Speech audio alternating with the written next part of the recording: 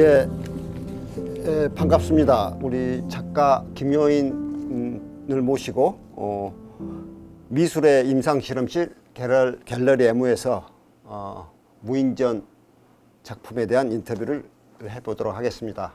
여기 나온 무인은 사람이 없다, 인간이 없다를 뜻하는데 왜 이 작품에 사람이 없다는 제목이 붙었는지를 이해하기 위해서 인트로로 그 사람과 관계된 핵심으로서 나에 대한 이야기를 인트로로서 시작해 볼까 합니다.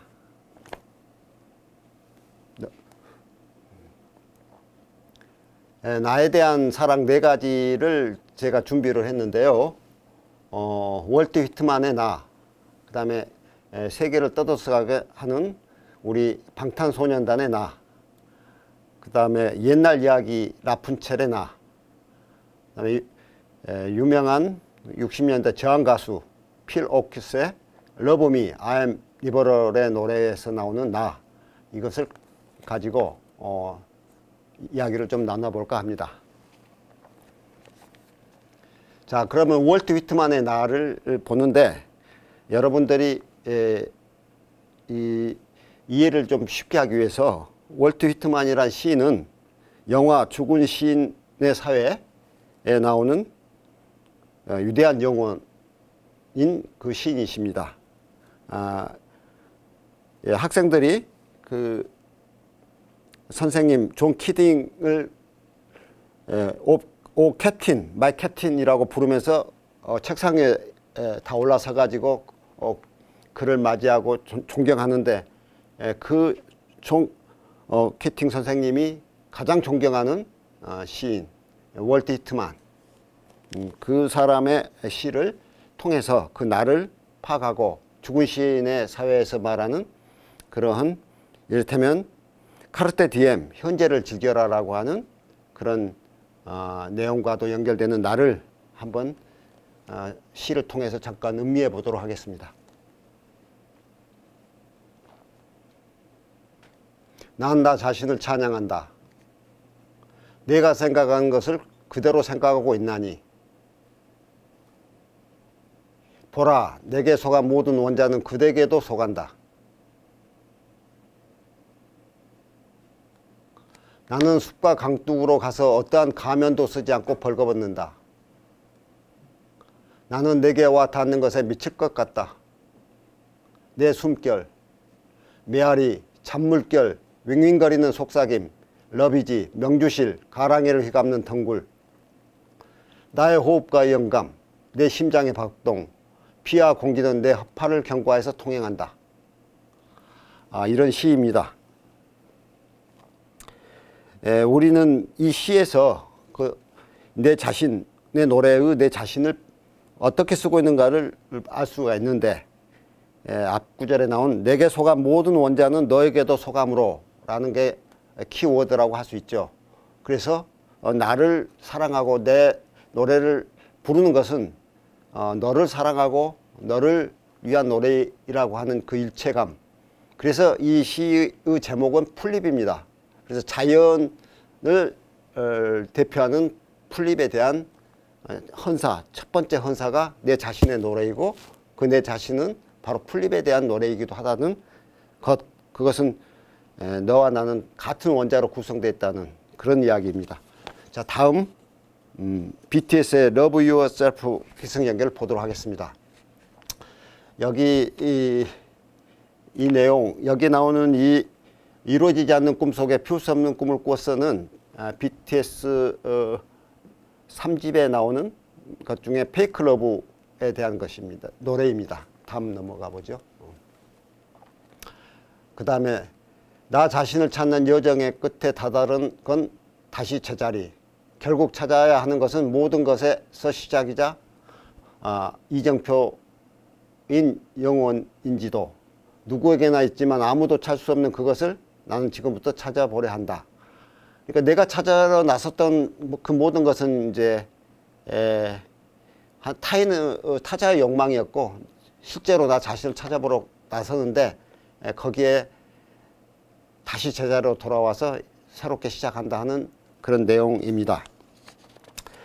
그런데 여기서 이 이야기들은 소년의 성장통을 거쳐서 소년이 어른이 되는 과정을 노래한 것입니다. 그러니까 한마디로 통과 의례인 거죠. 누군가를 사랑하는 게 사실은 나를 사랑하는, 나르시즘에 빠진 나를 발견하고 나의 가면을 벗는다. 그런 노래를 페이크 러브, 거짓된 사랑이라고 하는 것에서 이야기했죠. 그 다음에 이제 결에서 나오는 이 실제라고 하는 에피파니라고 하는 그 깨달음을 결의 그 제목으로 달았는데요. 그것은 타자에 대한 사랑에서 얻어지는 그 깨달음을 통해서 다시 나를 찾고 나를 사랑한다는 그런 노래 가사입니다. 그러나 제가 이 노래를 들으면서 또 보면서 이 소년의 성장통과 통과 의례가 그동안에 인류학적으로 연구되고 보고된 우리 인류학의 인류의 삶, 그 통과 의례 보편성을 노래로 엮은 이야기, 가사로 엮은 이야기라고 하는 좀 이론적 기반이 좀 많이 느껴져서 실제적 체험과는 좀 가슴에 잘 안 와닿는 그런 느낌이었습니다. 이건 제 개인적인 거니까요. 크게 중요한 것 같지는 않습니다. 그 다음 보도록 하겠습니다. 우리가 지금 이야기하고 있는 통과 의례의 전형적인 것을 저는 한 이야기 라푼첼에서부터 여러분하고 한번 소통해 보려고 합니다. 통과 의례라고 하는 것은 무엇을 통과하는 의식인 거죠. 그런데 중요한 건 무엇을 통과한 것이냐. 결국은 죽음을 통과하는 의식인 겁니다. 왜 그럼 죽음을 통과하는 의식을 성년이 어른이 되는 성인식 내지 성인의 통과 의례에 죽음을 통과해야 하는 건가? 그것은 나를 벗어나서 밖에 있는 죽음을 통해서 내가 죽으면 땅으로 흙으로 가고 흙으로 가면 흙에서 사는 여러 생물들이 존재하고 그래서 내가 죽음을 통해서 흙, 자연, 우주와 하나의 원자로 소통되는 그런 경험을 하는 거죠. 그래서 옛날에는 통과 의례라고 하는 것을 죽음의 경험에 걸맞는 격심한 경험을 했는데 그것은 이제 각 사회에 따라 그 통과 의례의 경험 형태나 양식이 다릅니다. 우선 라푼첼에 나오는 내용들을 한번 보죠. 라푼첼은 태어나자마자 마녀에게 넘겨져서 탑에 갇힙니다. 출입구도 없고 꼭대기에 창 하나밖에 없는 방입니다. 창에서 땅까지 닿는 긴 머리는 라푼첼의 외모에서 가장 빛납니다. 마녀는 그 금빛 머리카락을 이용해 창문을 통해 오고 내립니다. 라푼첼 내 머리카락을 내려다오 하면 라푼첼이 머리카락을 내려주고 그걸 타고 올라가기도 하고 내려가기도 합니다. 왕자가 그 탑을 지나가다가 탑의 창에서 흘러나오는 아름다운 라푼첼의 노랫소리를 듣고 반합니다. 출입구가 없기 때문에 들어가지 못하고 몇 번이나 다시 찾아와서 맴돌다가 마녀가 하는 행동을 목격하고 그대로 따라합니다. 라푼첼은 왕자를 받아들이고 사랑을 나눕니다. 이 사실을 한 마녀는 라푼첼의 머리카락을 가위로 잘라버리고 황량한 땅으로 쫓아버립니다. 그러나 결국 해피엔딩으로 끝나지만 다시 만나 결혼하기까지 라푼첼은 쌍둥이를 키우는 미혼모 신세였고 왕자는 마녀에게 쫓겨 탑에서 뛰어내리다 가시에 눈이 찔려 맹인으로 벌판을 헤맸습니다. 가장 아끼고 자랑스러운 머리카락이 잘려나가는 것은 곧 이어지는 벌판으로 추방됨과 동시에 이루어집니다. 이 과정이 사춘기를 벗어나 성인이 되는 통과 의례입니다. 라푼첼의 나는 금빛 머리카락에 묶여 있다가 그게 잘려나가면서 왕자라는 타자를 사랑하는 주체로 변화한다는 이야기입니다.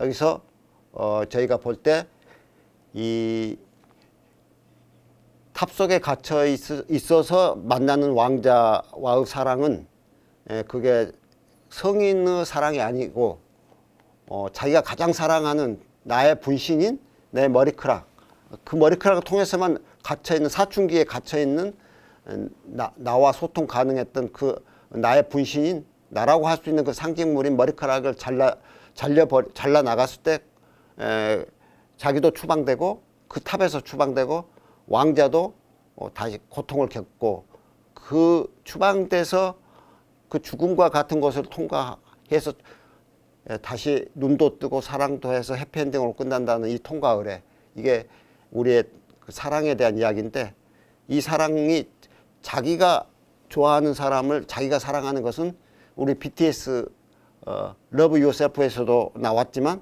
결국 그건 나에 대한 사랑에 불과하고 또는 그게 거짓된 사랑에 불과해서 나를 잘라버리고 내가 죽고 타자를 만났을 때 진정한 왕자를 만나고 한다는 그런 과거, 오래된 우리 인류가 해왔던 한 사회의 성인이 되고 사랑이 무엇인지를 알려주는 옛 이야기입니다.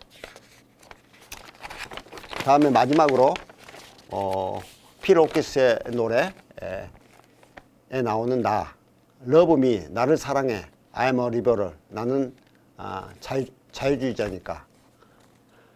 그의 노래 Love Me, I'm a liberal은 반정과 반인종주의, 사회주의 등 당시 혁명적 열기 한가운데서 자유주의자를 신랄하게 비판하며 그들의 비겁함을 역사의 법정에 기소한 노래입니다.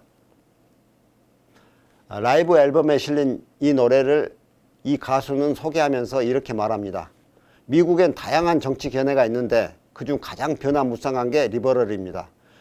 리버럴은 많은 주제에 허심탄회하게 의견을 개진하는 그룹으로 정치적으로 좋은 시절엔 중심에서 왼쪽으로 10도까지, 그러나 그것이 개인적으로 영향을 미칠 때는 오른쪽으로 10도까지 의견이 변합니다.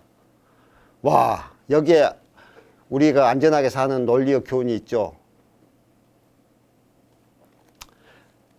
시민권 운동을 이 가수는 지지해서 이 노래에 나오는 노랫말 브리에코 토리코린과 니고로를 사랑한다. 하지만 옆집으로 이사만 오지 않는다면 하고 말하고, 또 내 아이들을 학교의 인종차별 철폐를 위해 흑인 아이들과 함께 버스에 타게 하라고 누군가가 제안한다면, 경찰이 내 이름을 빼주기만 한다면 그렇게 하겠다 하는 가사를 덧붙여 노래를 합니다. 또 이런 가사가 이어집니다. 젊었을 때는 어떤 배지도 가슴에 달았고 심지어 사회주의자 회합에 나가 오래된 노동운동가도 모두 배웠다. 아, 그런데 내가 나이가 먹고 현명해졌어. 이게 바로 내가 너를 당국에 고발한 이유야. 그러니 날 사랑해줘. 아, 날 사랑해줘가 아니라 나를 사랑해. 날 사랑해. 나는 리버럴이니까 너를 사랑한 게 아니라 나를 사랑해서 나는 고발할 수밖에 없었어. 이렇게 이야기가 되는 겁니다. 여기서 이제 마지막으로 정리를 하면 여기에 소개된 그 필 호크스의 노래는 자아에 갇힌 나를 사랑하는 리버럴 자유주의자를 풍자한 것인데, 리버럴의 모든 견해와 행동은 나를 사랑한 데서 나옵니다. 리버럴의 나는 맨 처음으로 돌아가서 월트 휘트만의 나와 정반대에 위치합니다. 이상으로 나에 대한 사랑의 용례를 받습니다. 결국 나로 출발해서 나로 귀착하는 사랑인가, 타자로 향하는 나에 대한 사랑인가로 대별됩니다.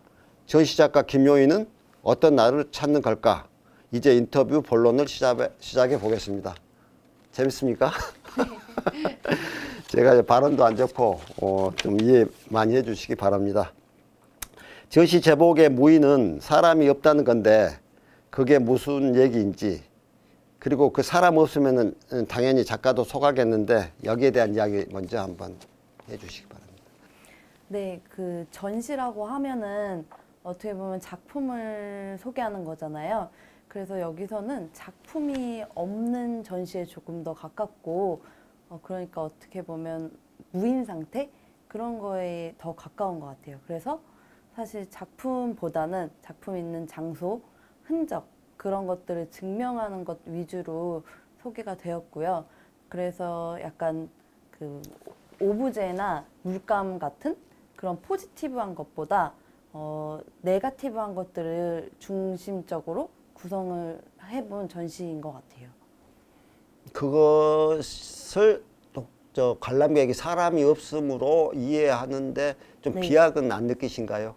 사람이 없음보다 저는 약간 자동 상태라고 좀 더 이해를 했으면 좋겠는 그런 느낌이 있어요. 그리고 사실 무인이라고 하면 뭐 사람이 없음으로 이해를 해도 되기는 하는데 그래도 조금 무인이라고 하는 것 자체가 좀 사람을 강조한 것이 아닐까도 생각이 되거든요. 예, 예를 들면은 우리가 저 주차장 갈 때 무인기에 네네네. 들어가잖아요. 그 다 그 무인기라고 하지 않습니까? 네. 그때의 무인과 비슷한 거 아닌가요? 네네네. 예, 네. 알겠습니다.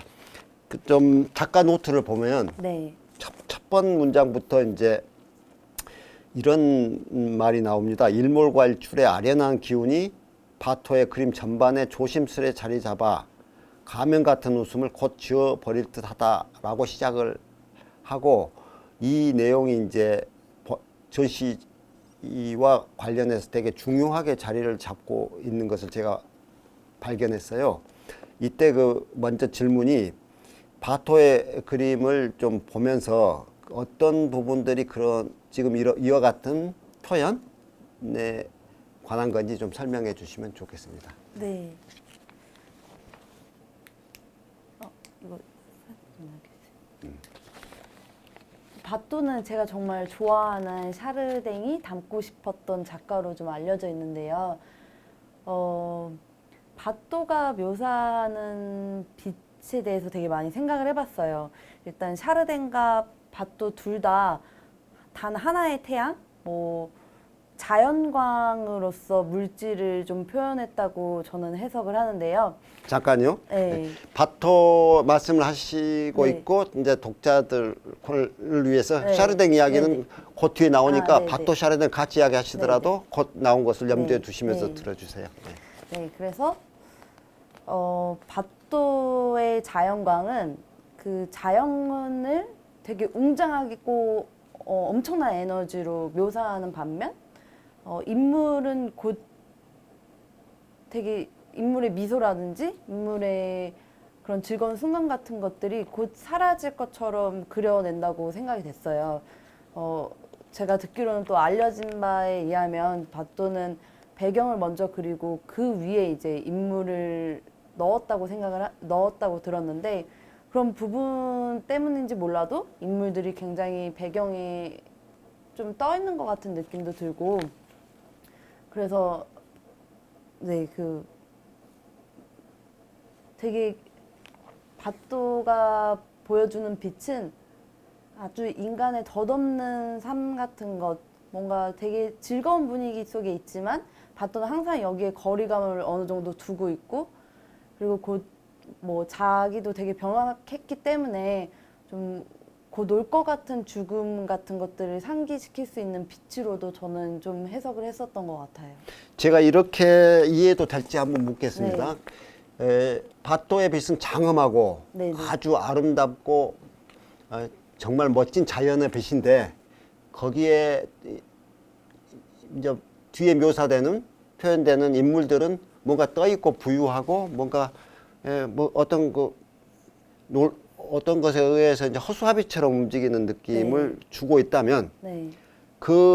여기 바토에서 바토 빛은 허수아비들을 비추는 어떻게 보면 진정한 빛인데, 그 허수아비 같은 인간들에 대한 대비적인 그 느낌을 줄 수도 있고, 네. 그래서 그렇게 안 보면은 바토 그림을 그냥 장식적으로 보는데, 우리 작가님처럼 보이면은 빛이 강조되면서 나머지 부분들이 그 떠 있는 부유하는 약간의 허상처럼 보이는 네. 그런 효과로 이해를 해도 되겠습니까? 네, 네. 바토는 또 연극 무대 같은 것도 되게 그 영감을 많이 받았는데, 그래서 그냥 그냥 자연 풍경에 있는 인간들이라든지 어떤 그냥 실내에서 대화하는 인간들, 뭐 그런 사람들도 되게 연기를 하는 것처럼 보이거든요. 그래서 아마 그렇게 해석하시는 게 저의 관점이랑도 되게 닮아 있는 것 같아요. 예, 그러면 저 바토의 빛의 아주 대단한 영광을 뒤로 감추고 네, 허수아비 같은 그 사물들의 인간들의 그런 움직임, 네. 연극적 움직임은 이번 작품에서 네. 자동 장치의 움직임으로 해석이 될 수도 있고 자동 장치에 의한 움직 그 조명은 이제 자연의 빛이 다른 인공의 빛으로 바꿔졌을 뿐인 네. 그런 것으로 이렇게 이어지는 맥락에서 작가 노트에 제일 첫머리로 썼다 이렇게 이해도 될까요? 사실은 그 바토랑 어떻게 보면 샤르댕의 정물화를 먼저 보게 되고 그러고 나서 바토의 빛을 관찰하고 사실 그리고 다시 데이비드 호크니의 빛을 관찰했거든요. 그래서 저는 좀 그 후에 데이비드 호크니 후의 빛에 대해서 생각을 했고 사실상 바토나 샤르댕 같이 되게 그런 좀 옛날 사람들한테 기술적으로나 어떤 이론적으로 영향을 받지는 않았던 것 같아요. 그 시점에 대해서 빛을 어떻게 다루는가, 어떤 그때 사물들과 그때 인간들에게 어떤 가치를 주느냐가 되게 중요했었지 기술적으로는 좀 더 호크니적으로 생각하지 않았나 저는 그렇게 생각해 봅니다. 예, 아주 중요한 것이고 네. 또 더 설명이 필요하지만 네. 이어지는 질문 속에 다 들어 나올 것 같아요. 그래서 네. 넘어가겠습니다. 자동 장치와도 관계해서 가면은 되게 중요하지 않습니까? 네. 그래서 아까 말씀한 것처럼 가면 같은 웃음을 이제 지워버릴 듯하다고 했을 때의 그 가면과 관계해서 바토의 바토가 그랬던 시대 이것은 이제 프랑스 혁명 전에 이제 그 민중들의 비참함이 상당히 크게 달았던 시대인데 이때 가면은 그런 민중들의 삶은 바토가 그리지 않았던 그림자로 바토의 그림자로 남겨져 있다고 볼 수 있는 것인데 이때 가면은 그 민중의 삶이 그려져 있지 않은 지금 귀족들 내지는 뭐 그냥 좀 중상층의 그런 생활상이 하나의 가면으로 보일 수 있는 건가요? 가면으로 보기 때문에 장식적이다라고만은 해석할 수 없는 것 같아요. 되게 얇고 곧 계속적으로 그러니까 사실 자연 풍경 그리고 또 하루 안에서도 일몰과 일출에 제가 보기에는 그 짧은 순간 안에 사람들을 그려 넣었었거든요. 그래서 아마 더 가면처럼 보이고 그 짧은 순간처럼 곧 사라질 것처럼 보이기 때문에 어떤 바토가 계속해서 비판받는 것처럼 진짜 장식적이기보다는 관조적이고 좀 더 회의적인 자세로 그런 모습들을 관찰하지 않았을까 그렇게 생각이 듭니다. 그래서 저는 이제 사회적인 것에도 관심이 많아서 네. 그런 부유하고 또 허상 같고 하는 것들을 이렇게 확 그려냄으로써 빠르게 그려내면서 가면이 보이고 그래서 오히려 그 시대의 그림자, 민중들의 삶 이런 것들이 안 보이게 투영돼 있지 않을까 하는 가면으로 덮여 있지 않을까 하는 그런 것도 한번 생각은 해봤습니다. 근데 작가님은 이제 그쪽보다는 이제 이렇게 빛과 그런 그림 자체 그런 즐겁게만 바라보지는 않았을 것 같아요. 그냥 그 행복하고 어떻게 보면 되게 그 젊음이나 웃음이나 이런 것들을 행복하게만은 바라보지 않아서 되게 바토의 그림에 우울함이 깔려져 있거든요. 그렇게 해석이 되고, 네. 예, 그 다음 질문으로 저는 이제 그것하고 그 가면하고 지금 제가 질문한 것과 연결시켜서 생각했는데 이야기 듣고 보니까 그건 아닌 것 같아서 그냥 질문으로 바로 들어가겠습니다. 그동안의 회화 작업에 대한 개인적 반감에서 벗어나 물감으로서의 빛에 대한 형태를 탐구한다라고 했고 그래서 그 빛이 저는 가토 빛과도 무슨 연관이 있다고 생각을 했었는데 뭐 그것보다는 이제 이 자체에 대한 그 말씀을 해주신 게 좋겠습니다. 어떤 그도 본인이 네. 우리 작가님이 그동안 회화 작업에 대한 개인적 반감으로 반감에서 벗어나서 물감으로서 빛에 대한 형태를 탐구하기 시작했고 그게 이번 작품과 관계있다 이렇게 말씀하셨던 거에 대해서 네, 일단은 저는 일상 사물에 되게 관심이 많았어가지고 샤르댕의 정모라를 다시 보기 시작했는데 그 전에는 굉장히 회화 작업들을 일부러 안 보고 전혀 저한테 느끼게 해주는 바가 많이 없었어요. 근데 그 이유에 대해서 많이 생각을 해봤는데 그게 아마 대학교 입시 때 제가 너무 많은 시간 동안 그림을 그려왔었고 제가 생각할 때 저만의 어떤 스타일을 개발했다고 생각을 했었었는데 되게 화려하고 막 좀 유럽적인 그런 그림을 그렸었어요. 그리고 나서 프랑스로 유학을 갔는데 그런 제가 열심히 그렸었던 것에 대한 이미지가 너무나 유럽적이고 그러니까 결국은 되게 출처가 없는 이미지의 조합같이 저는 느껴진 거예요. 그래서 그림 그린다는 것 자체, 그 노동을 한다는 것 자체에 되게 예민하게 반응하기 시작했고요. 그래서 어떤 그림을 그린다는 행위, 묘사를 한다는 행위에 대해서 되게 그 단순하게 해석을 했던 것 같아요. 그 사람들이 그런 그려지는 것들에 대한 상징이라든지 의미에 대해서 다시 한번 생각하지는 않고 그 표현에 대해서만 그 노동의 트라우마 같은 게 저가 있어가지고 아주 너무 후회되는 게 그 프랑스에 있었을 때 루브르 박물관이라든지 오랑주리 박물관 같은 데를 조금만 더 진지하게 봤었으면 하는 생각이 이제 와서 좀 들기 시작하더라고요. 그래서 빛에 대한 탐구를 다시 시작하게 된 건가요? 네, 네. 회화 작업에서는 네, 제가 그 회화 작업은 그림을 그리는 건데 결국 저는 보편적으로 생각을 했을 때는 빛을 주제로서 사용한다고 생각이 들었거든요. 빛이 저는 이번에 조형적으로 표현하기는 했지만 회화에서 평면 안에서 빛을 다루는 방식을 좀 더 조형적으로 가져오려고 노력을 했었던 것 같아요. 예, 쉽게 정리하면 그동안 그 미술 공부에 질려가지고 네, 다시 생각해 보니까 이래서는 안 되겠다 해서 빛을 재발견하고 그 빛의 발견을 이번 설치 속에서 그 느꼈던 걸 이제 한번 시도해봤다 이렇게 할 수 있겠네요. 네, 예. 다음 이제 샤르댕 부분이 나오더라고요. 작가 노트를 보면 이 샤르댕에 대한 이야기를 먼저 좀 해주시고 들어간 게 낫겠습니다. 예. 샤르댕 한번 예.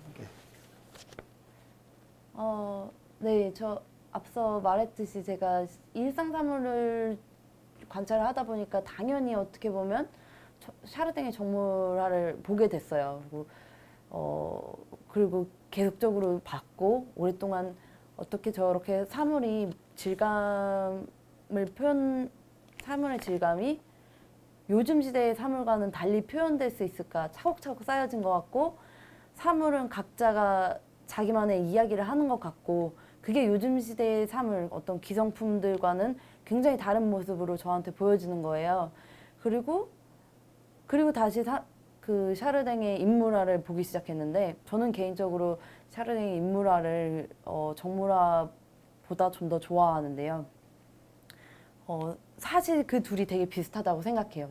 인물화나 정물화나 인물을 굉장히 정물처럼 그렸다고 생각이 돼요. 특히 어떻게 보면은 죽음의 상태처럼 묘사했다고도 생각이 되거든요. 뭐 어떤 한편에서는 샤르댕이 사물을 되게 생명력 있게 그렸다라고 말하는데 저는 좀 더 죽음의 상태에 가깝다고 생각하는데 그 죽음이 부정적인 죽음이 아니라 어떤 잠재적인 가능성이 굉장히 많은 상태의 죽음이라고 생각을 하거든요. 그래서 인물들은 어떤 굉장히 일상적인 활동, 뭐 비눗방울이라든지 뭐 카드놀이라든지 이런 거에 되게 몰입되어 있는데 너무 몰입이 되어서 주변 환경과 어떤 모든 것과 교감을 하고 있는 것 같이 보이는 거예요. 물질을 내려놓고 이렇게 샤르댕은 그거를 이제 제 3자적인 관점에서 관찰하고 있지만 피사체가 되는 인물은 그 상황 속에 완전히 몰입되어 있고 자기의 육체 또한 포기한 것처럼 보이거든요. 근데 저는 그 상태를 제 서문에서 휴면 상태라고 표현을 했어요. 좀 자고 있는 상태. 내가 현실의 어떤 것과 연결을 잠시 끊고 다른 차원이랑 소통하고 있는 그런 상태로 표현을 했었던 것 같아요.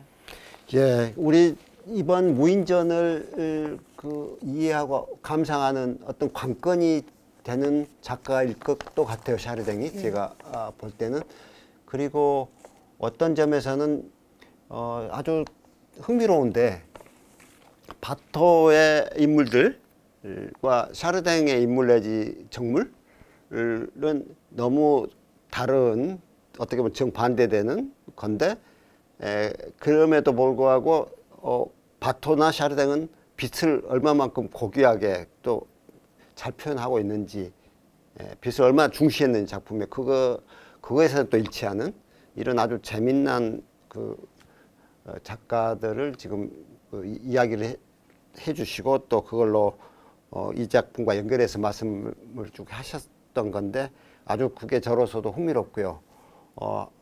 어떻게 보면 제 앞에 인트로에서 이야기한 것과 관계해서 잠깐만 제 감상을 이야기하면 샤르댕의 경우는 어떻게 보면 통가 의례를 거치지 않았거나 또는 통가 의례에 대해서 거쳤더라도 그냥 아주 형식적으로 거쳤던 인물 군상이고 이 샤르댕에 있어서 인물들은 성인이 된 그런 상당히 생명체들이 좀 그대로 묵직하게 시간이 농축돼 있고 또 과거와 미래의 시간을 다 담지하고 있는 어떻게 보면 작가님이 말한 휴면 상태를 그렇게 볼 수 있는 그런 것으로도 저는 이해해 볼 수 있을 것 같아요. 그래서 그 샤르댕의 그러한 지금 작가님이 말씀하신 그러한 표현력 저는 이제 그것을 의미보다는 표현을 더 중시했다. 의미를 표현 뒤에 숨겼던 뒤에 오게 했던 점에서 굉장히 근대적이고 현대적이다 이렇게 보고 있는데 그 다음 작품으로 좀 넘어가 보면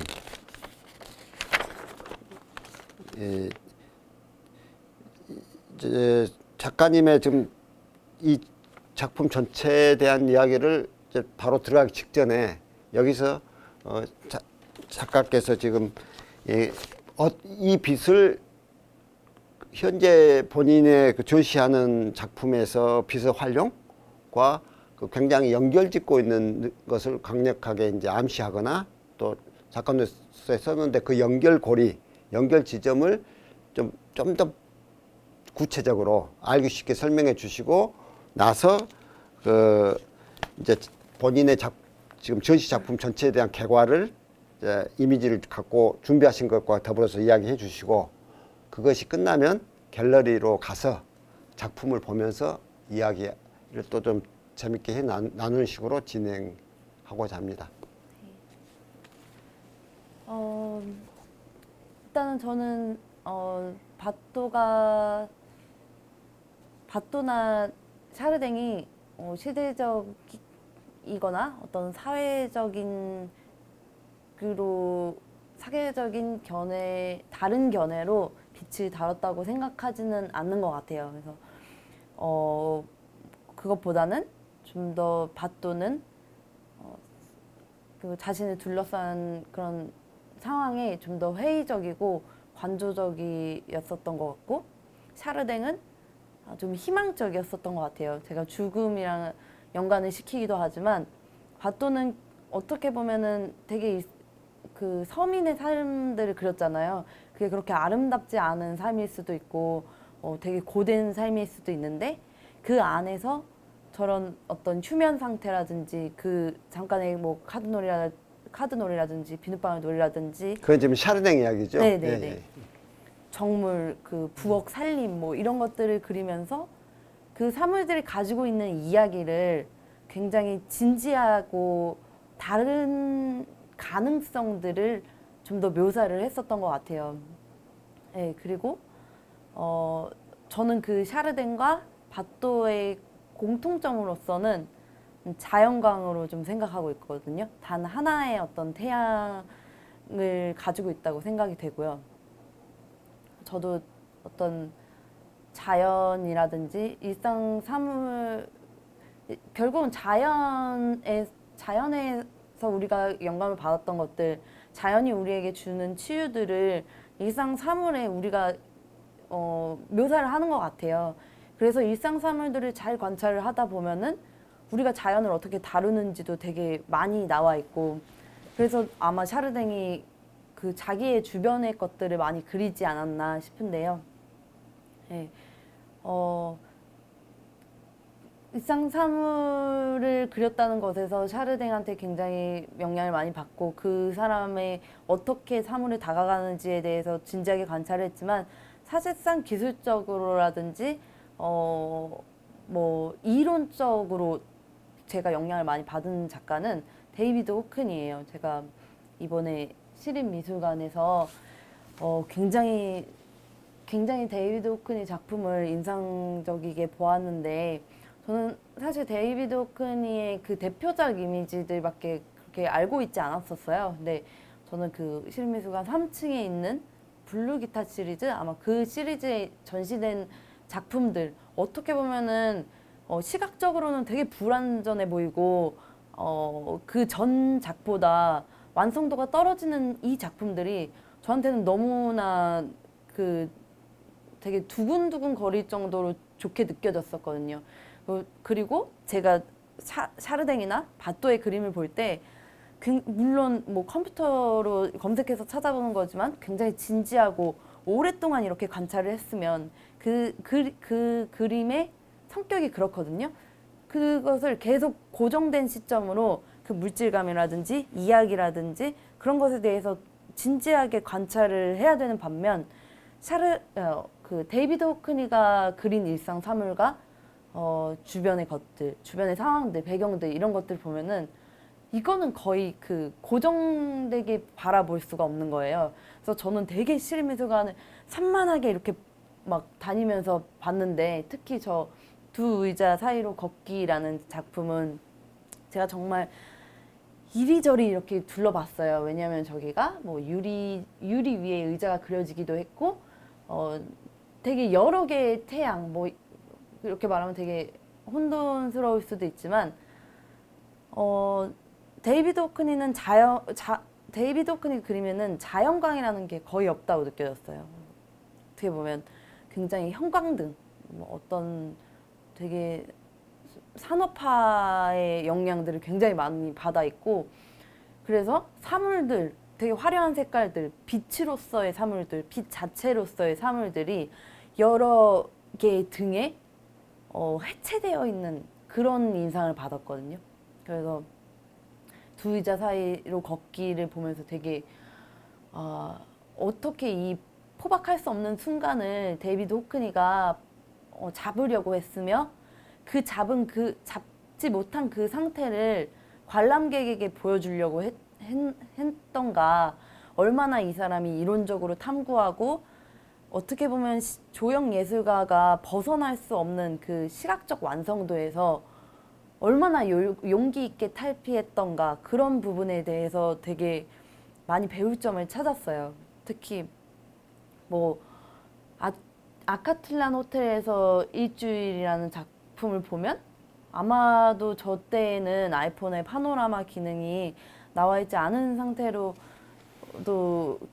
생각이 되는데, 어떻게 저렇게 넓은 구도에 그림자들을 호크니가 저 길을 걸어갔을까?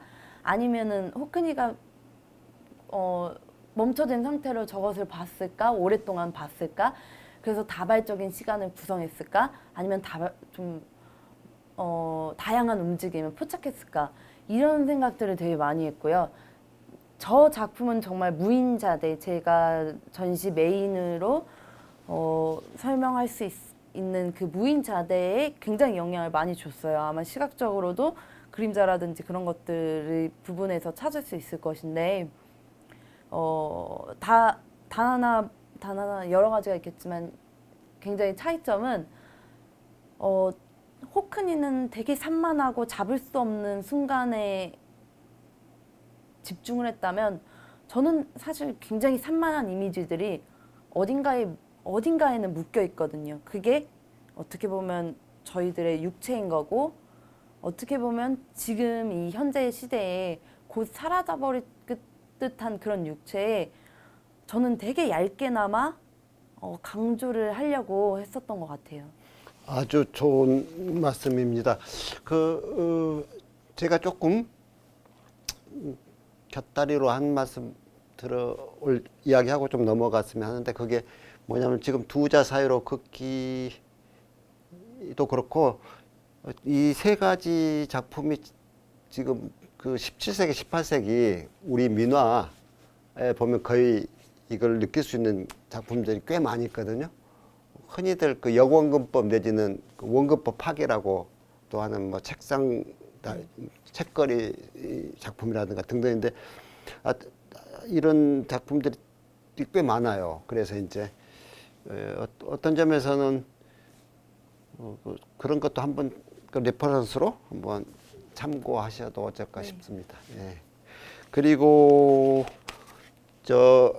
지금 갤러리로 가서 이야기하기 전에 여기서 그 작품에 대한 좀 갤러리 전시 작품 이거에 대한 이해를 돕는 뭐 이미지와 더불어서 설명할 게 있으면 좀 해주시면.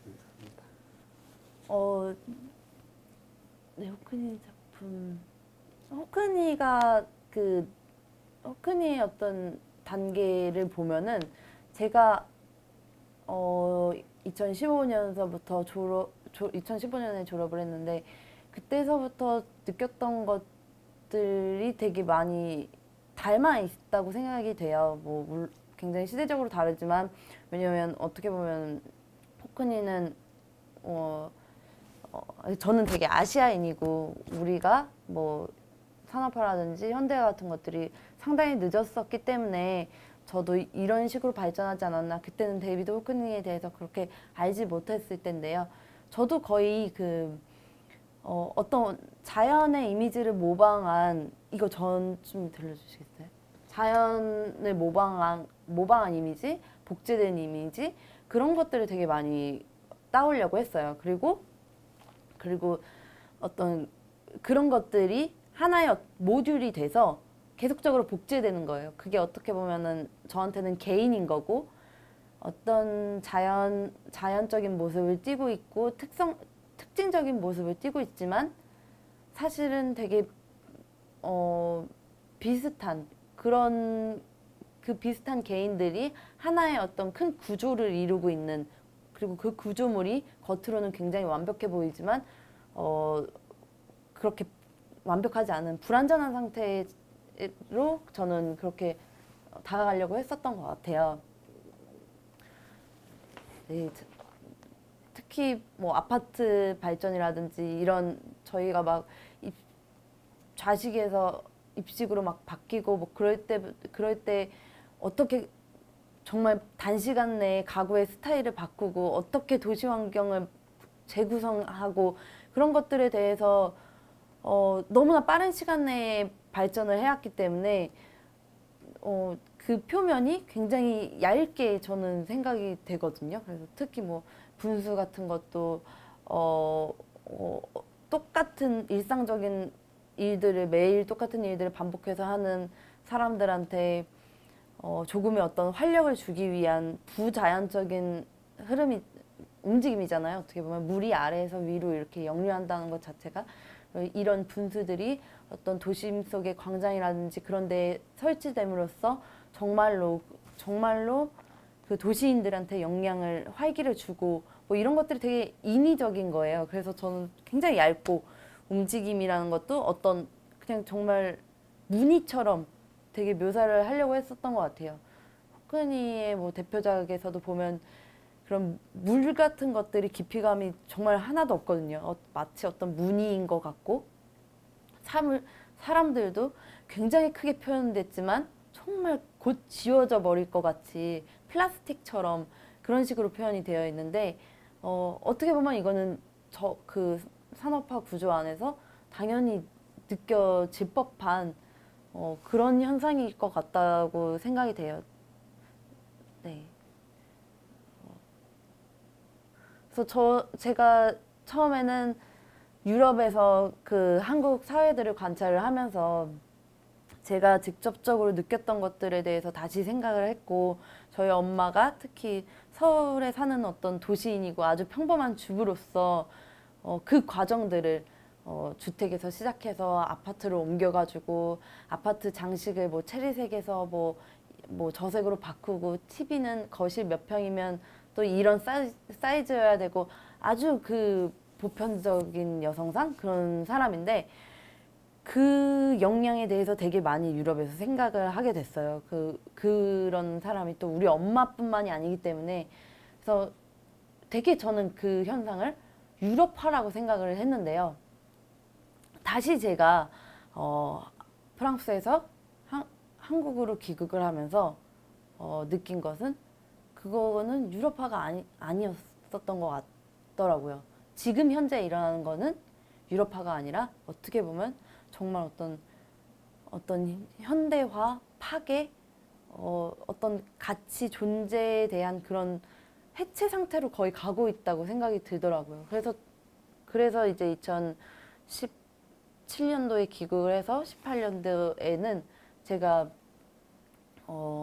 되게 파괴적인 거에 대한 생각을 많이 했어요. 어떤 자연적인 그런 모방이 아니라 이 작품 같은 경우도 보면은 제가 이 작품에 대한 설명을 되게 나중에서야 바로 여기였구나라고 이 지점에서 내가 이 작품을 했구나라고 느꼈는데 이 작품은 제가 옛날에 그 버스 안에서 어떤 공사장 현장에서 랩핑된 돌을 보고 그거에 영감을 받아가지고 한 작업이에요. 그래서 왜 그 돌같이 단단하고 무거운 것들이 랩핑된 상태로 저렇게 공사 현장에 들어왔을까? 그래서 자연 모방이라는 게 무엇일까? 자연의 겉모습을 모방한 걸까? 그런 것에 대해서 많이 생각을 했었었는데 이때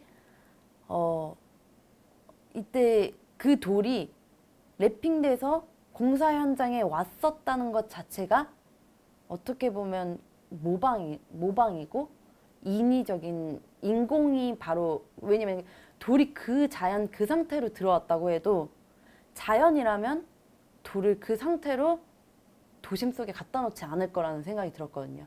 그래서 그 돌은 아무리 자연에서 왔다고 하더라도 자연과 자기가 가지고 있었던 이야기 그런 거랑 관계를 끊고 우리에 의해서 인위적으로 그렇게 옮겨진 거죠. 그래서 이 작품에서는 그런 그 개개인이 계속적으로 이야기를 잃고 가고 있고 그리고 어떤 역할을 각자의 그런 역할을 계속적으로 수행해서 어떤 하나의 그룹을 만든다는 게 그런 자연물과도 닮지 않았을까? 근데 그런 자연스러운 자연물이 아니라 자연과의 관계를 끄는 역사가 없는 그런 개인이지 않을까라는 생각이 들었었어요. 그래서 이런 작품에 대해서 보면은 좀 그 표면보다는 현상에 관심을 갖게 된 계기가 됐었던 것 같아요.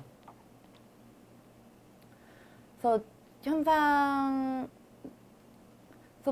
물질의 2018년도에는 그래서 그런 현상에 되게 관심을 갖고 물질의 파괴, 그 물질의 사용, 어떻게 우리가 저 물질을 사용하고 어떻게 일반인들이 볼 때 그 감각을 전해줄 수 있을까에 대한 생각을 많이 하게 됐어요. 그래서 정말 일상적인 그 전만 해도 좀 인테리어적인 거, 건설적인 거, 건축 현장에서 사용되는 작품 그런 재료들을 많이 사용했는데 이것들의 감각을 일반인들한테 전달을 하기가 되게 어려운 거예요. 그래서 우리가 많이 사용한 것들, 뭐 A4 용지라든지 뭐 랩이라든지 뭐 그런 것들은 우리가 모든 사람들이 사용하는 방법을 알기 때문에 이것의 운명에 대해서도 짐작을 할 수 있을 것 같다는 생각이 들었어요. 그래서 A4 용지 같은 경우 소비되는 40%가 그날 버려진다고 하거든요. 그런 쉽게 버릴 수 있는 물건에 회사원들의 어떤 제복 같은 것들을 복사해서 계속적으로 그 사이에 또 그 제복이 끼어져 있고 이런 것들을 보면 우리가 그 얇은 어떤 하나의 복사본이 되어서 사회를 구성하고 있고 또 그것들은 언제든지 구겨서 버려지고 대체될 수 있다는 거, 이런 것들을 보여주기 위해서 A4 용지 같은 일상적인 재료들을 좀 더 사용했던 것 같아요. 유리병 같은 경우도 뭐 마찬가지로 그런 식으로 사용이 됐고요. 그리고 나서 2019년도 제 전시에 앞서서는 그래서 물질이 파괴가 됐는데 그러면 물질은 파괴가 됐는데 그러면 이 떠도는 이미지들은 무엇일까? 그런 것에 대한 생각을 많이 했어요. 내가 이미지에 좀 더 가깝나? 아니면 물질에 좀 더 가깝나? 그런 식의 고민을 많이 했었던 것 같고요.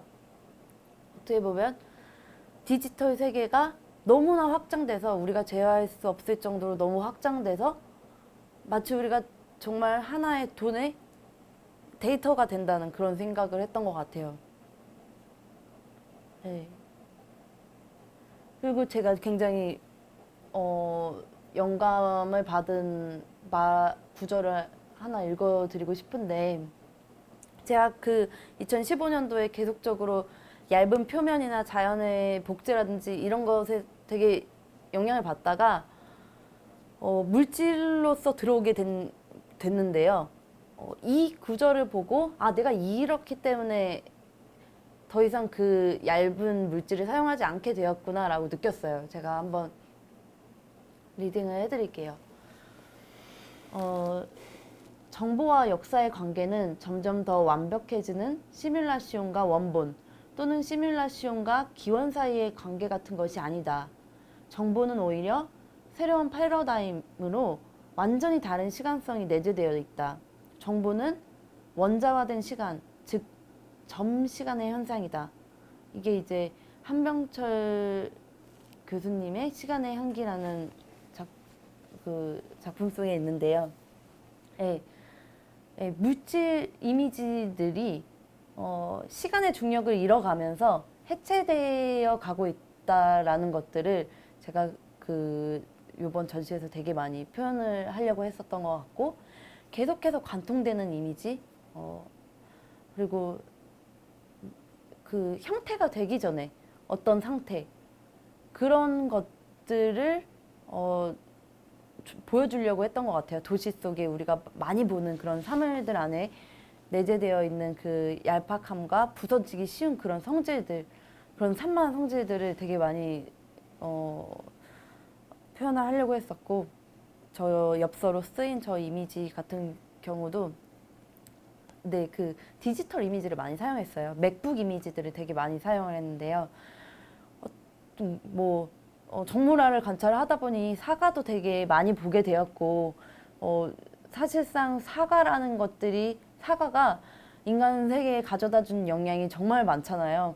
저는 막 엄청 진지하게 사과를 대한다기보다는 정말 딱 나의 욕망의 대상, 그 아이폰, 그리고 그 아이폰이 구성하는 사물들, 그리고 사물보다 더 단단해지고 있는 그런 디지털 이미지, 이런 것들에 대해서 많이 생각을 했었고, 그 단단해진 이미지를 실체를 폭로하고 싶은 그런 마음도 있었던 것 같아요. 그래서 이 폴더 같은 경우도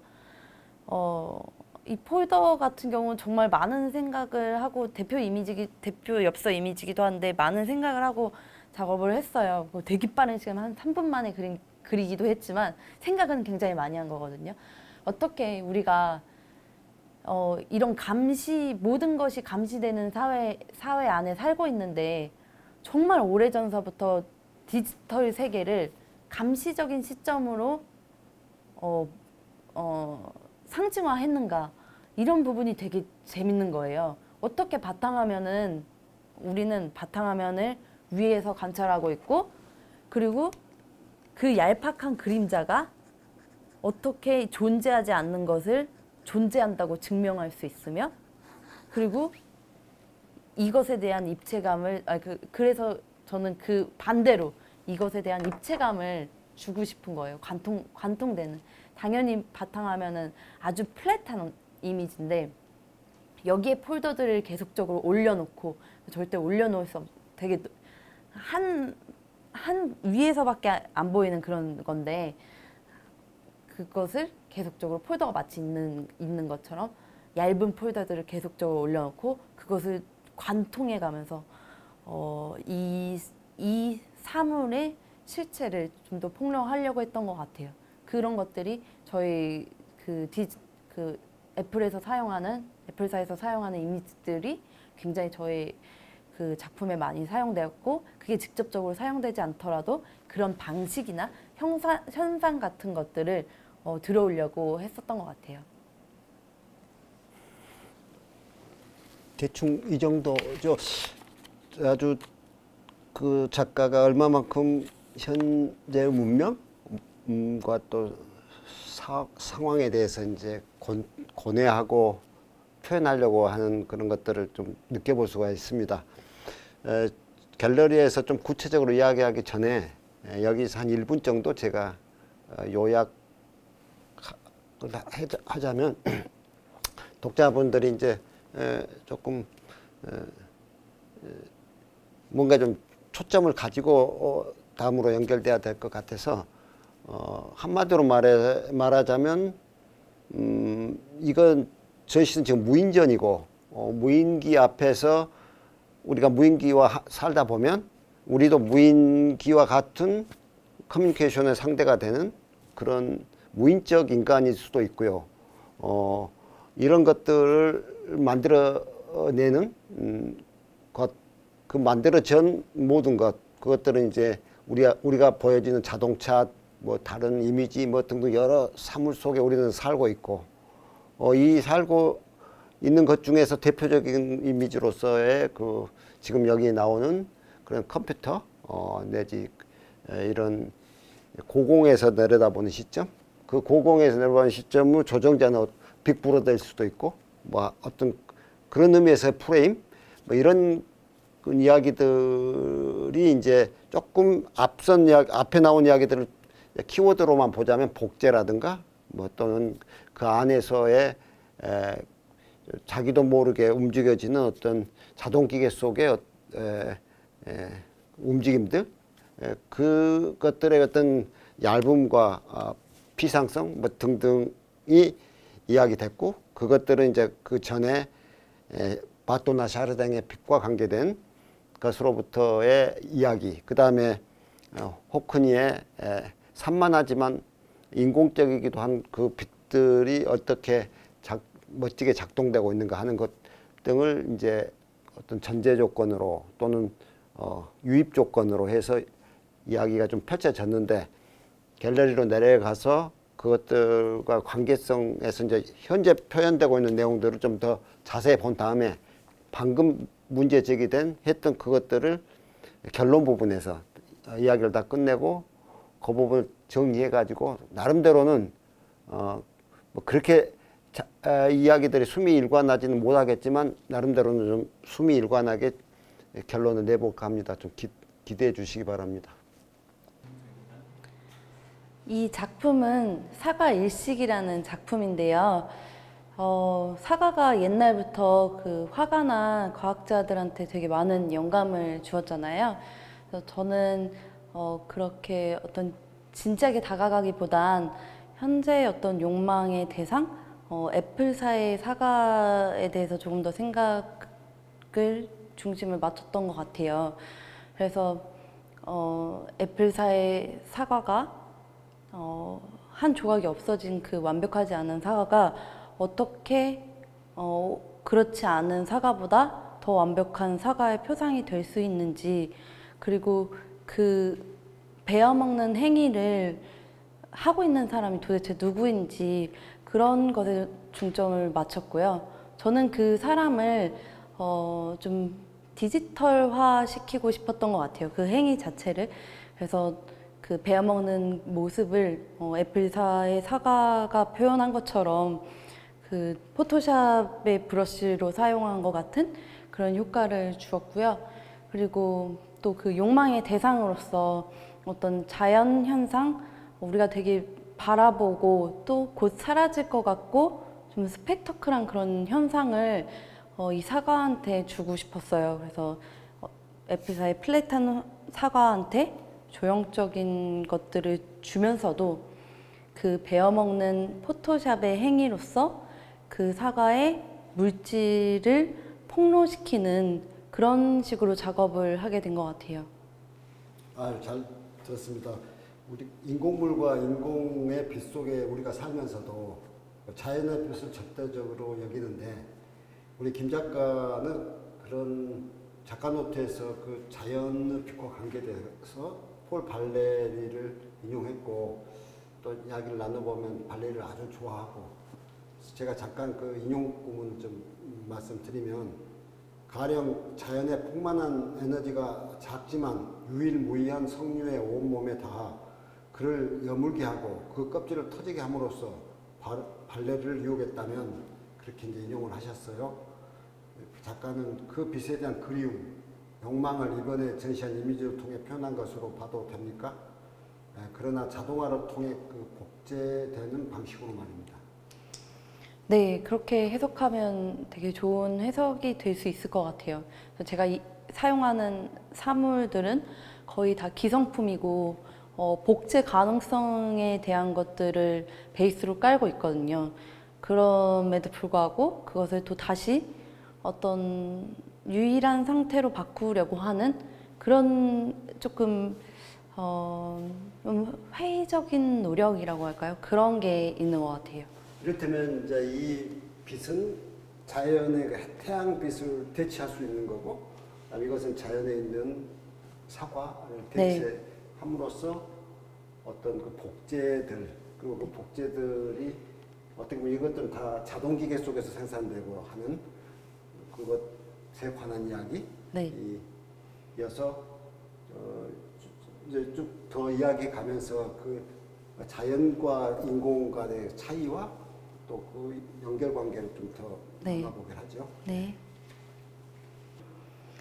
사각사각이라는 이 작품도 그 베어먹는 행위에 대한 생각을 많이 한 작품이에요. 그래서 어떻게 우리가 늘 밥이나 음식 같은 것들을 먹을 때 사진으로 찍어서 먼저 입으로 가기 전에 시각적으로 먹는 것처럼 그 유일한 사과를 어떻게 복제할 수 있으며 사진으로 찍어냄에 있어서 소모시킬 수 있는지 그런 것에 대해서 질문을 해봤어요. 그래서 한 전등당 하나의 사과의 표면들을 보여주고 있는데요. 그래서 사과를 돌려가면서 필름 카메라로 그 표면들을 찰칵찰칵 찍는 그 느낌이 어떻게 보면 그 우리가 사람으로서 사과를 사각사각 베어먹는 그 행위랑 연결을 지으려고 했었던 그런 작품입니다. 아까 인용하신 그 발레리의 석류 문구에 가장 큰 영감을 받았던 이 작품은 제목은 비스켓이라는 작품인데요. 자연의 빛이 사과를 석류를 여물게 하고 그것이 유일무이한 어떤 열매가 된다면 요즘 현대 시대의 우리들은 어떤 것에 유혹되고 있는가 그런 질문을 던져봤어요. 저 같은 경우는 편의점에서 항상 그 유혹 당한다고 생각을 하는데 편의점에 보면은 항상 유혹을 당하는데 나를 유혹하는 것이 도대체 무엇일까라는 질문을 하게 됐던 것 같아요. 과연 저 물질이 나한테 주는 질감일까? 아니면 저 물질을 먹었었던 기억인가? 아니면 그냥 그 물질을 감싸고 있는 그 이미지인가? 그런 것에 대한 질문을 했어요. 그래서 뭐 결론이라고 할 수는 없지만 제가 그 물질 자체에 유혹당하는 것 같다는 생각이 덜 드는 거예요. 그 형태 자체는 사실상 어떤 것과도 닮지 않았었고, 그리고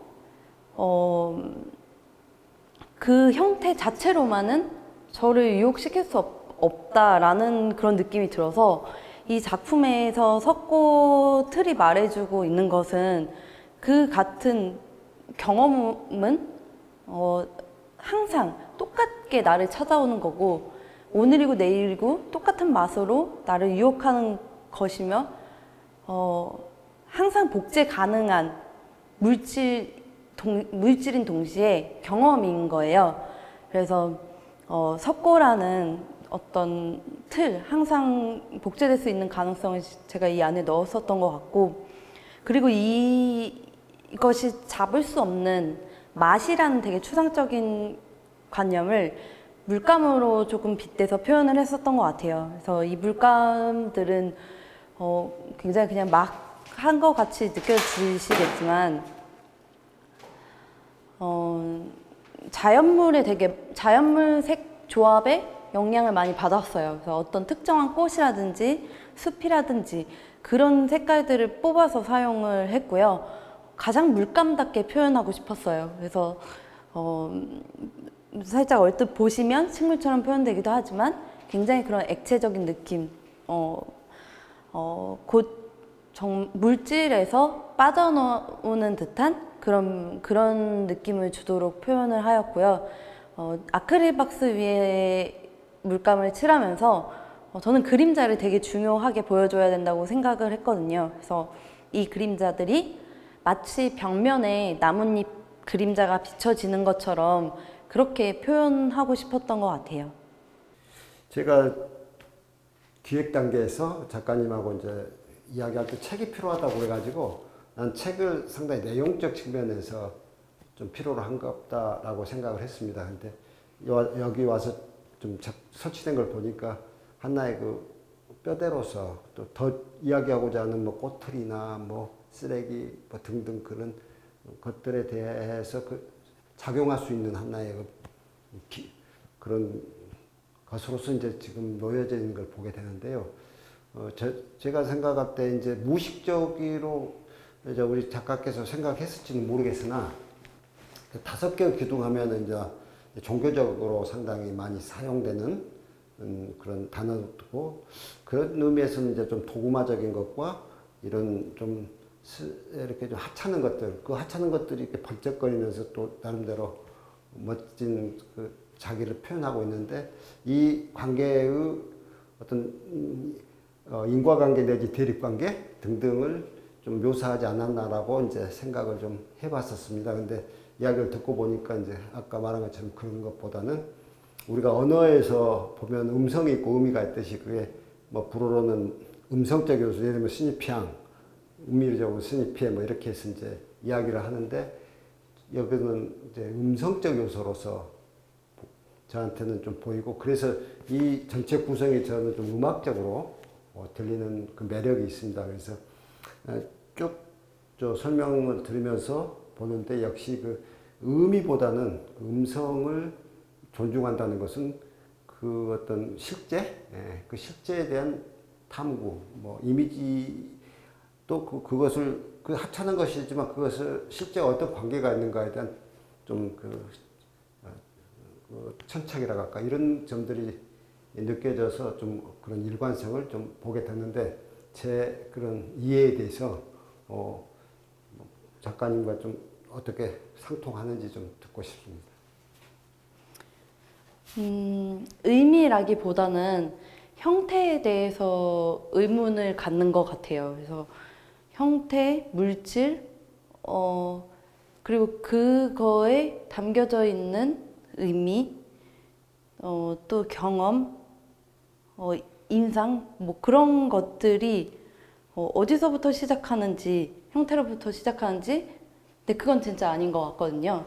그래서 형태적인 부분들을 항상 좀 없애려고 한 것 같아요. 최소한적으로 표현을 하려고 하고 그 많은 어떻게 보면 아까 비스켓에서도 말씀드린 것과 같이 그 물질은 맛이 불러일으키는 추상적인 어떤 그 전체에서 정말 아주 작은 한 부분인 것이고,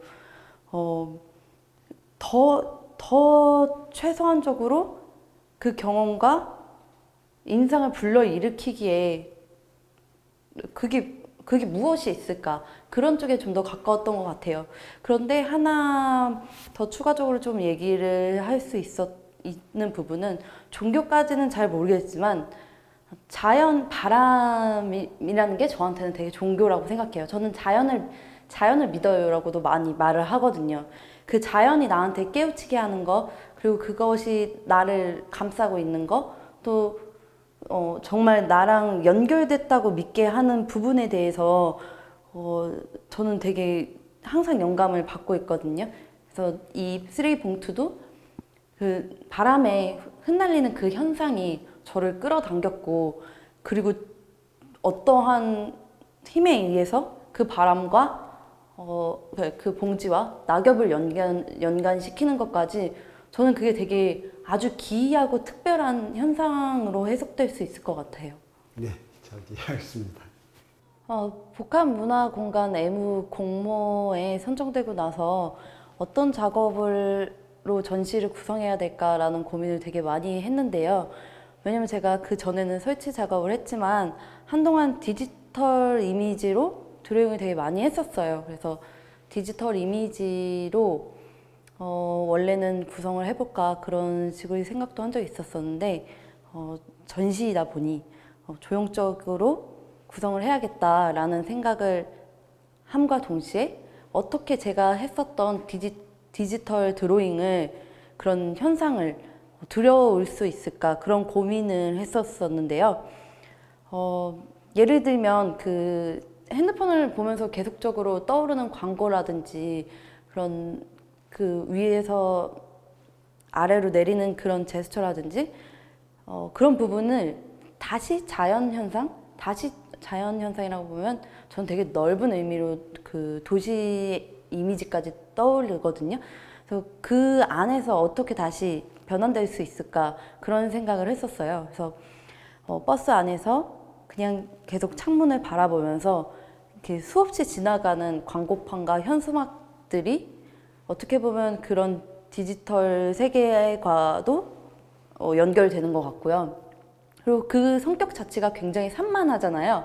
그 디지털 그 핸드폰으로 보는 이미지나 사건이나 그런 것들은 사실 정말 마음을 잠깐 건드렸다가 그냥 다 사라져 버리는 거예요. 그럼 얼마나 충격적인 사건 그런 것도 어떤 인상을 별로 남기지 않고, 그런데 그 형태만은 저한테 조금 남아있는 것 같은 느낌이었어요. 감정에 와 닿지 않으면서도 그 문구라든지 아니면 그 음성적인 것들이 굉장히 머릿속에 집요하게 따라다녔었고, 그게 아마 그 광고의 어떤 핵심이기도 할 거예요. 저는 되게 수동적인 입장에서 그 모든 문구들을 받아들였었고, 그런 것들이 최소한의 어떤 음성으로 남아있는 그 상태를 어떻게 표현할 수 있을까 그런 고민을 했었어요.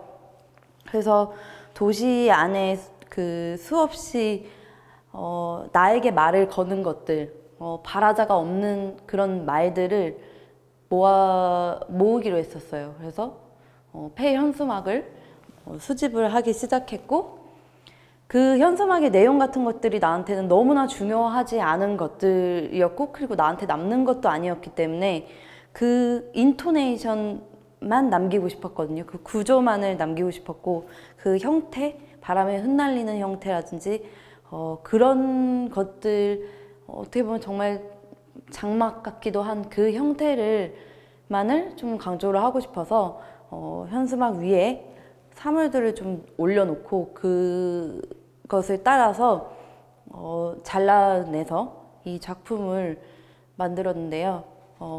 작품의 이름은 말의 어떤 의미라든지 연상하는 것들이 없는 그 형태 자체, 이번에는 정말 형태 자체를 강조한 인토네이션이라고 지었습니다. 이 작품은 제가 무인전 전시한 작품 중에 제일 처음으로 한 작품인데요. 그래서 정말 되게 많은 고민과 생각을 했었던 것 같아요.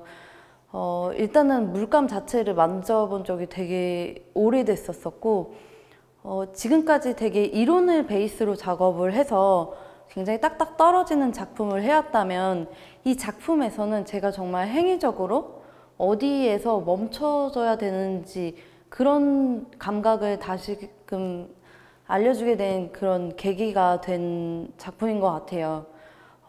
일단 이 작업은 아이콘들을 종이에 크게 잘라서 없는 물질이지만 마치 있었던 물질로 표현을 하려고 했었고요. 그래서 그 자른 이미지들을 화면에 놓고 그 가장자리를 따라서 물감과 라카를 칠하면서 마치 원래 있었던 물질로서 있었던 것들이 사라졌었다 아니면 지워졌었다 그런 느낌으로 표현을 하고 싶었던 것 같아요. 그리고 제가 디지털 이미지를 한동안 작업을 못하고 계속적으로 그 핸드폰 이미지라든지 그런 것들을 바라보면서 무기력하게 있었던 적이 있었었는데, 이때 나의 모습을 제3자적인 관점에서 다시 보려고 했었던 것 같아요. 나는 그래서 어떤 상태로 있는지 그런 것에 대해서 고민을 많이 해봤는데, 그래서 이 전시에 빛이라는 것이 들어온 것 같아요. 저를 향하고 있는 그 빛이 나를 어떤 상태로 데려가는지, 나는 나의 물질감은 어떻게 되는지 그런 것들을 보려고 했는데, 특히 디지털 이미지들이 엄청 선명하잖아요. 그래서 그 선명한 이미지 앞에서 밝아지는 것들은 무엇일까? 그거는 제가 아닌 거예요. 저는 어떻게 보면 산만하고 발화되고 없어지는 이미지 속에서 어떤 단순하고 까만 수동적인 입장으로 있었고, 그런 것들을 제가 어떻게 다시 물질로서 다룰까 생각을 하다가 물감을 빛으로 사용하게 된 계기가 되었었던 것 같아요.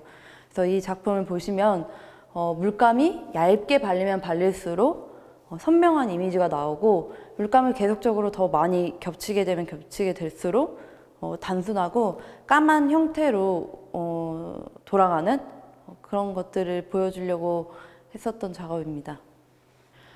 무인좌대는 무인전의 메인이 될 수 있는 작업인데요.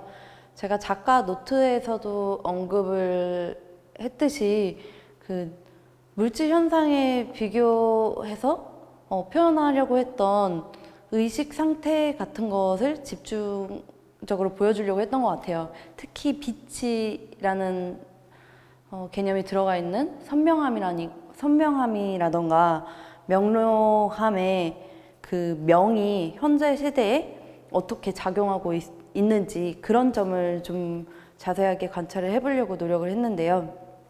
그래서 명 안에서 선명해지는 것들은 발화되는 디지털 이미지고요. 그 아틀리에에서 작업한 것과 같이 여기서도 아이콘 이미지로 작업을 했어요. 아이콘 이미지 가장자리를 스프레이로 뿌리면서 작업을 했는데,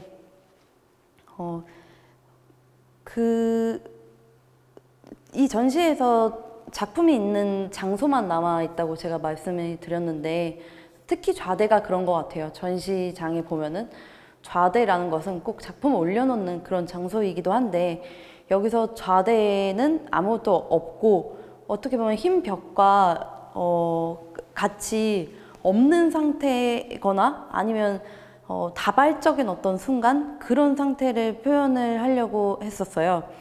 그래서 되게 나의 어떤 정신 상태는 되게 선명하지만 어딘가에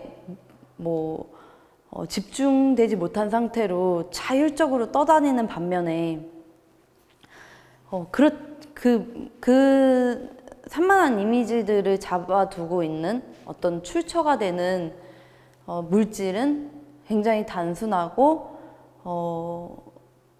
수동적인 입장으로 여기서는 표현이 됐어요.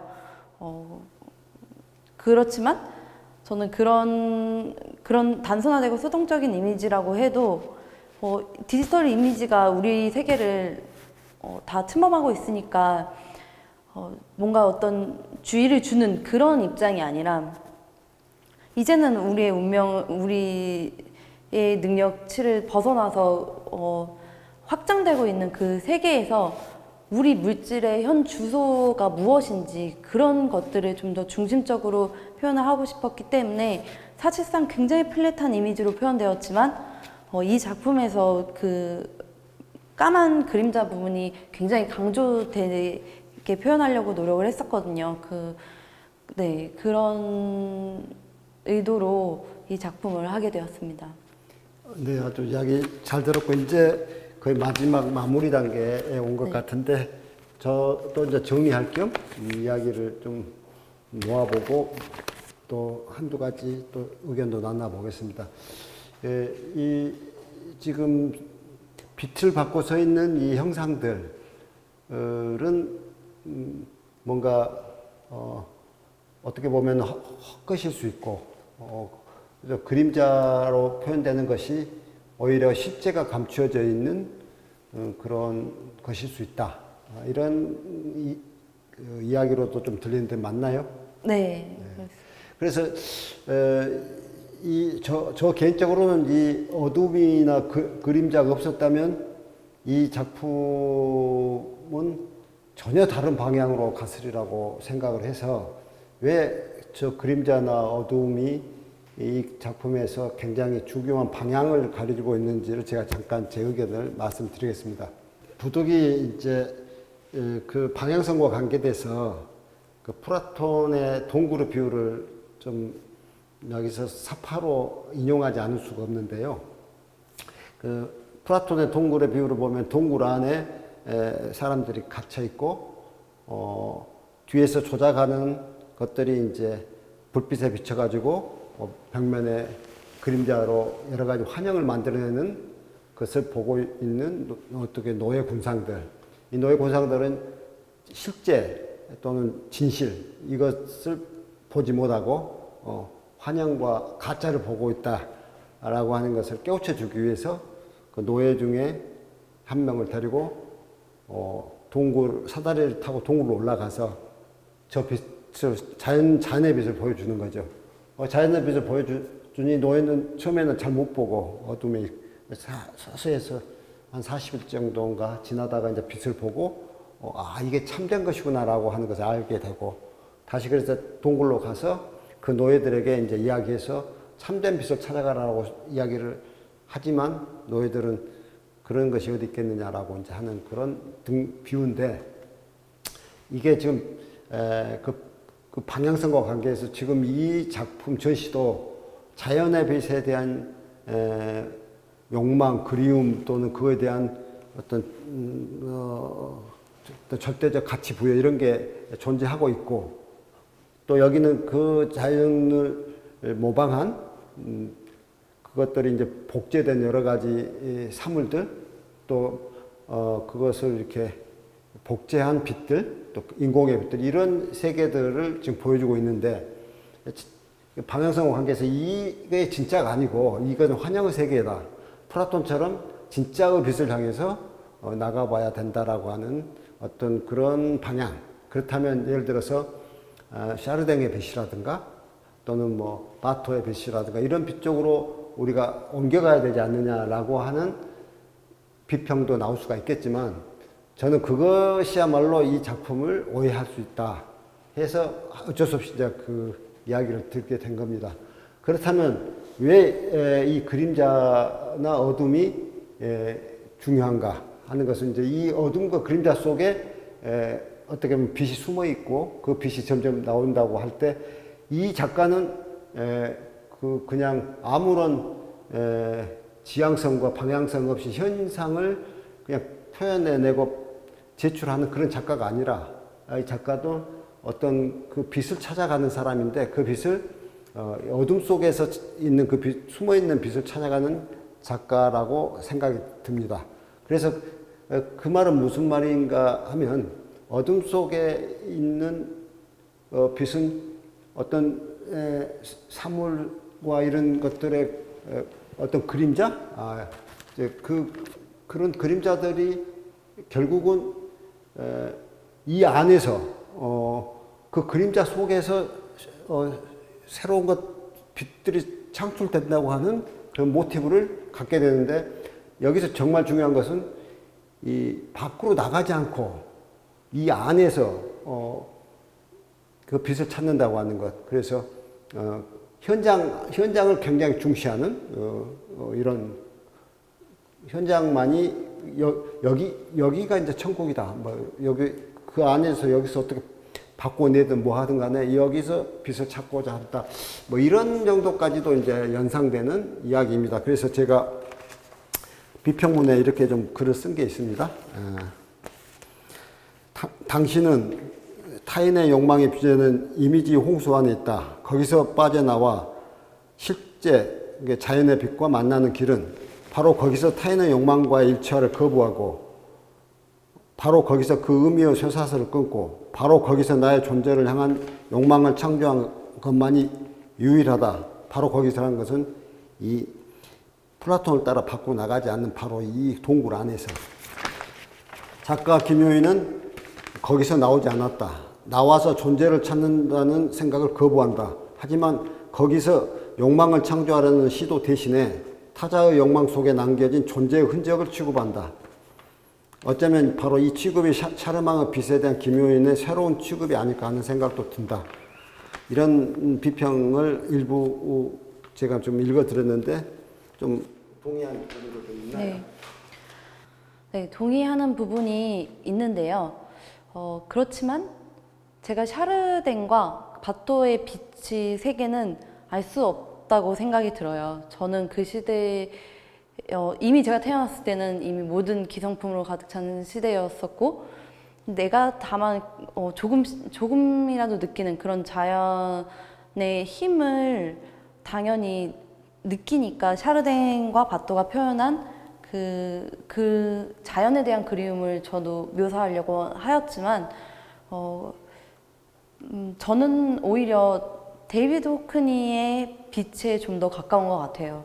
특히 무인자대 작업은 데이비드 호크니의 아카틀란 호텔에서의 일주일 그 작품에 굉장히 많이 영향을 받았고 그리고 또 다른 점은 그 작가가 어떻게 산만하고 중력이 없는 시간의 이미지들과 물질을 표현을 했다면 저는 그 산만하고 발화되는 그 이미지를 잡아두는 무엇인가에 대해서 그냥 좀 더 강조를 하고 싶었던 것 같아요. 그래서 저는 그런 강조, 그게 어떻게 보면 이 이미지들 속에서 복제된 많은 이미지들 속에서 가짜로부터 조금 그 진짜를 자기가 창조한다고까지는 아니라도 그 가짜를 조금 이건 가짜야라고 하면서 뭔가 행위하는 속의 예술로서 이게 진짜라고 하는 표명보다는 이건 가짜야라고 하는 반복된 언어 행위가 이번 전시에 보이는 거죠. 그러니까 가짜를 지향하고 가짜를 만족한 게 아니라 이건 가짜야 하면서 진짜에 대한 모색, 탐색 그것들을 이제 진짜 속의 어떤 흔적들을 또 딛고 가고 하는 것들이 이제 여기 도처에 나와 있는 것들, 그 다음에 뭐 여러 가지 그 잔존물들, 특히 그림자, 어둠 이런 것에서 저는 좀 발견을 하는데 그게 이제 그 진짜를 찾아가고자 하는 욕망, 또 그 욕망을 구축까지는 아니라도 그 욕망에 대한 어떤 비전과 그 방향성, 그것은 나에 대한 탐구를 인트로에서 했을 때 그때 그 죽은 신의 사회의 주인공인 월트 히트만이 나에 대한 노래라고 하는 내가 찾아가는 그 실제와 같은 그 동료상에 있다. 휘트만과 다른 스타일이지만. 그리고 또 하나는 이제 그러한 실제로 찾아가려고 하는 것들이 그래도 그 빛에 대한 좀 자연 나를 낳게 해준 자연 나 이외의 나에 대해서 타자인 그 자연에 대해서 자연으로부터 나를 다시 투영해 보는 그래서 타자를 향한 그 타자를 향한 게 또 그림자를 향한 그 타자를 향한다는 점에서 제가 그것 중에 제일 마지막에 했던 러브미 I'm liberal 할 때 그 러브미는 타자를 향한 사랑이 아니라 그 타자도 그냥 나를 사랑 내가 나를 사랑해서 내 입맛에 맞게 타자를 하는 그 자유 그 자유는 아닌 그래서 이게 아무리 약한 그 손짓이고 약한 나약한 어떤 움직임이라도 한 걸음 한 걸음이 그래도 타자를 향한 이미지들의 그 어떤 혼란과 난무 속에서도 그 타자성을 찾아보면서 이미지들의 그냥 그 함몰되거나 빠져버리지 않고 그런 어떤 방향성 어떻게 보면 제 언어로는 타자의 사랑으로 향한 어떤 몸부림 어떤 그런 저 보여지는 저 어떤 외침 저런 아까 뭐였죠 막 이렇게 깃발처럼 네, 네. 한 거 그 제목이 뭐죠? 인토네이션이요. 인토네이션 그 헌것들이 무엇을 상징하는 거죠 그게 약간 발화자가 없는 언어들 그런 것들. 그런 형태로 지금 제가 들립니다. 네. 지금 그 그림자를 향해서 이렇게 가는 것들이 그 발화자가 없는 언어인데 어딘가를 방향을 갖고 이 세계로부터 가고 있다. 그런 인상을 받는데 이제 그걸 포함해서 작가님 의견 마지막으로 듣고 네. 끝내도록 하겠습니다. 한병철 작가가 쓴 시간의 향기에서는 그 존재의 가치가 없어지는 게 시간의 가속화가 아니라 시간의 원자화라고도 하거든요. 그래서 저는 사실 그 타자성보다는 아까 말했다시피 그 중력, 그 고유함 그런 것들을 좀 더 찾아 나가려는 시도를 하는 것 같아요. 타자성이라는 거는 잘 모르겠고 중력은 맞는 것 같아요. 그 시간이 중력을 잃고 흐트러지고 있으니까 그 시간의 중력을 조금 더 찾고 그 안에서 나의 고유함 지금은 정말 단순하게 그림자로밖에 표현이 안 되고 앞으로 더 나아질지 아닐지도 전혀 모르겠지만 그냥 그 고유함은 있다라고 표현되는 게 이 무인좌대인 것 같아요. 예, 잘 알겠습니다. 감사합니다. 이상으로 마치죠. 예.